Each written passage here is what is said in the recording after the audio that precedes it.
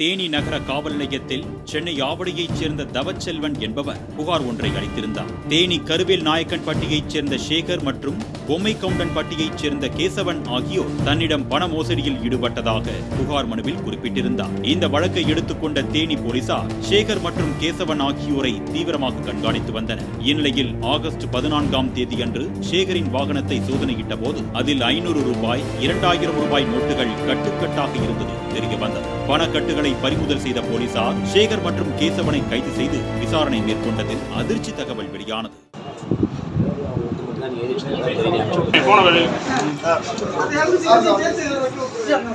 500 ரூபாய் நோட்டுகள் தந்தால் அதற்கு பதிலாக நாங்கள் 2 மடங்காக பணம் தருகிறோம், அதிலும் 2000 ரூபாய் நோட்டு கட்டுகளாக தருகிறோம், இதனை ரிசர்வ் வங்கிக்கு அவ்வப்போது சென்று மாற்றிக்கொள்ளுங்கள் என்று சேகரும் கேசவனும் ஆசை வார்த்தை கூறியிருக்கின்றனர். இதனை நம்பிய தவச்செல்வன் 1 லட்சம் ரூபாய் மதிப்புள்ள 500 ரூபாய் நோட்டுகளை கேசவனிடம் கொடுத்தார். அதற்கு பதிலாக 2 லட்சம் ரூபாய் மதிப்பில் 2000 ரூபாய் நோட்டுகள் கிடைத்தது. ஆனால் பின்னர் தான் தெரிய வந்தது, சேகர் கேசவனிடம் இருந்து தவச்செல்வனுக்கு கிடைத்த 2000 ரூபாய் நோட்டுகள் அனைத்தும் போலியானவை என்று.